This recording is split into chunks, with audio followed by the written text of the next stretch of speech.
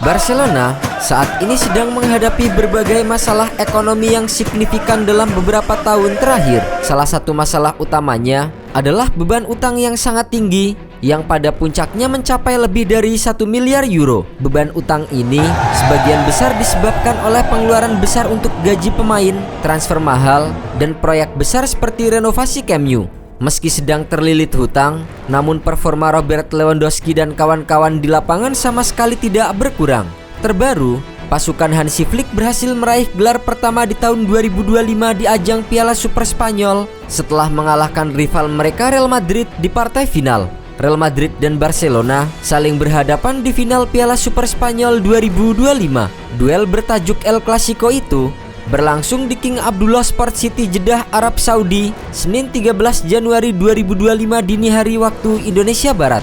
Barcelona yang diasuh oleh Hansi Flick menurunkan formasi 4-2-3-1 dengan mengandalkan Lamine Yamal, Rafinha dan juga Robert Lewandowski. Sementara itu Carlo Ancelotti menurunkan formasi yang sama dengan Rodrigo Goes, Vinicius dan Kylian Mbappe tampil sejak menit awal. Sama-sama berambisi untuk menang, namun Barcelona langsung tampil menekan sejak menit awal. Peluang matang pertama berhasil diciptakan El Barça pada menit kedua melalui Lamine Yamal.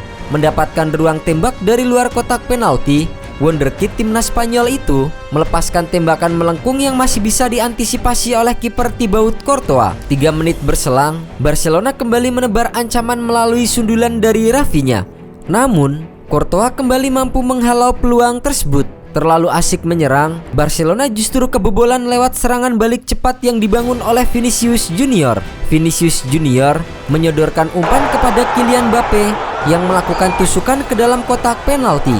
Dengan tenang, kapten timnas Prancis itu mengakhiri aksinya dengan sepakan mendatar yang sukses menaklukkan kiper Barcelona Wojciech Szczesny. Tertinggal 1-0, Barcelona langsung merespon dan berhasil menyamakan kedudukan pada menit kedua-dua lewat aksi dari Lamine Yamal.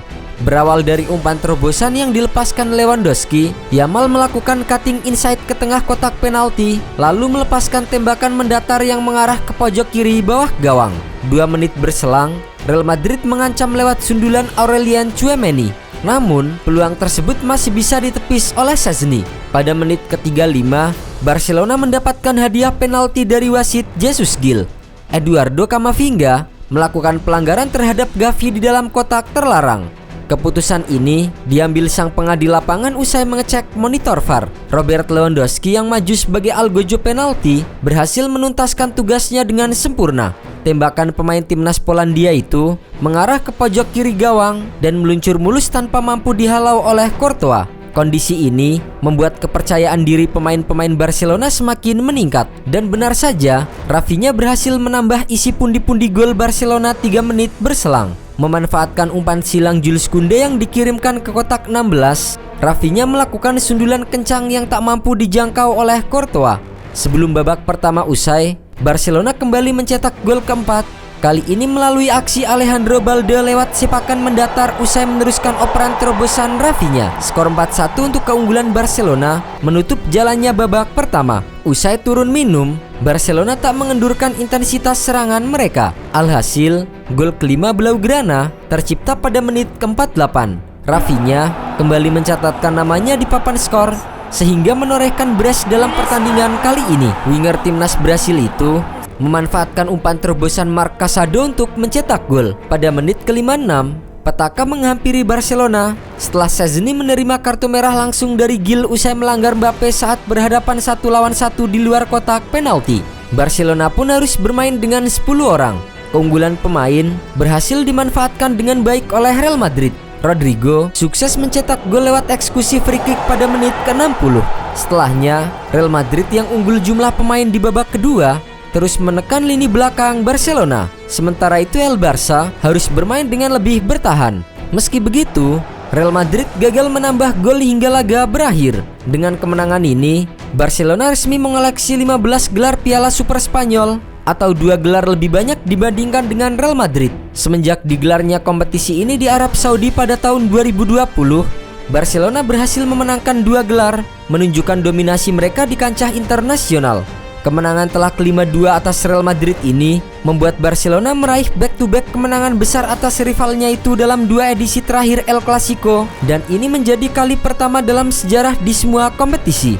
Sebelum kemenangan telak 5-2 atas Real Madrid di final Supercopa de Espana ini, Barcelona meraih kemenangan telak 4-0 dalam laga El Clasico terakhir yang digelar pada Oktober 2024 lalu. Ini menjadi kali pertama sejak catatan serupa dilakukan oleh Real Madrid pada tahun 1963, di mana saat itu Los Blancos menang 5-1 dan 4-0 atas Barcelona. Tak hanya meraih 2 kemenangan besar di 2 El Clasico terakhir, Barcelona tercatat mencetak total 9 gol dalam 2 pertandingan klasik melawan Real Madrid itu.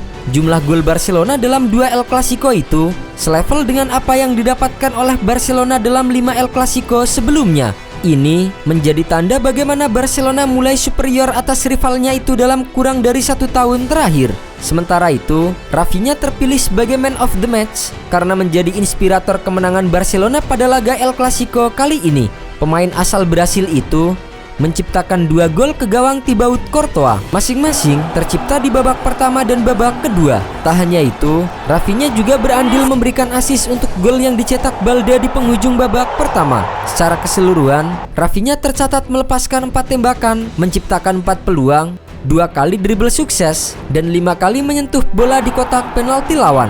Pelatih Hansi Flick pun mengaku puas dengan performa timnya. Kami tampil sangat baik, terutama di babak pertama. Kemenangan ini adalah hasil kerja keras seluruh tim. Ini baru awal dari perjalanan panjang.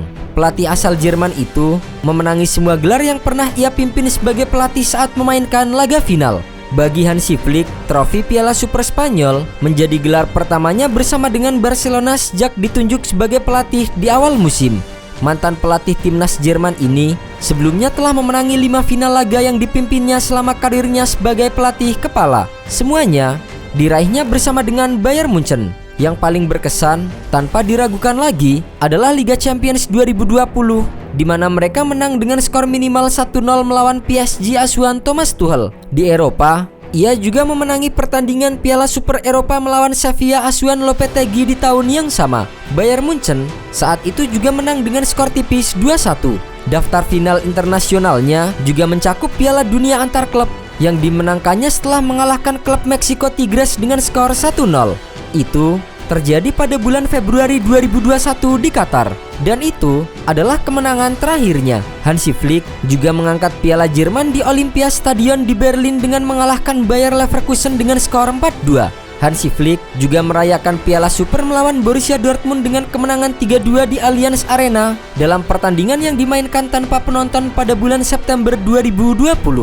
Di La Liga Spanyol musim ini, Flick sempat membuat gebrakan besar dengan mengantar Barcelona bertengger di puncak klasemen. Namun, hasil minor yang didapatkan pada akhir tahun 2024 membuat Barcelona lengser dan kini menempati posisi 3 klasemen dengan 38 poin.